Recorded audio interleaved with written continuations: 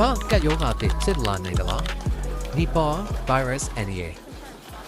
အိန္ဒိယမှာဖြစ်ပွားခဲ့တဲ့နီပါဗိုင်းရပ်စ်ကူးစက်မှုသတင်းတွေကြောင့်တကမ္ဘာလုံးကစိုးရိမ်ကြီးစောင့်ကြည့်နေကြပါတယ်။နောက်ထပ်ကတ်ယောဂကြီးတစ်ခုဖြစ်လာမလားဆိုတဲ့စိုးရိမ်မှုတွေလည်းကြီးထွားလာနေပါတယ်။နီပါဗိုင်းရပ်စ်ဟာပုံမှန်အားဖြင့်လင်းနို့တွေဝက်တွေနဲ့တခြားတိရစ္ဆာန်တွေကနေတဆင့်လူကိုကူးစက်နိုင်ပါတယ်။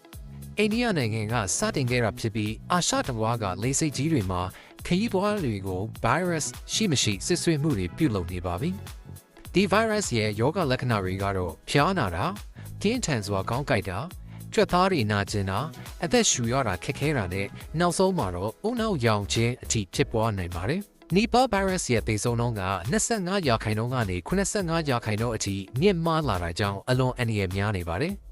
လက်ကိုမကြာခဏဆေးကြောတာမတန့်ရှင်းတဲ့အသီးနှံတွေကိုရှောင်တာစတဲ့ကာကွယ်ရေးနည်းလမ်းတွေကိုလိုက်နာဖို့အရေးကြီးပါတယ်။အခုချိန်မှာစောင့်ကြည့်မှုတွေနဲ့ကာကွယ်မှုတွေကကတ်ရောဂါကြီးတစ်ခုမဖြစ်ပွားအောင်တားဆီးဖို့အရေးပါဆုံးပါပဲ။ကဲအားလုံးတတိနဲ့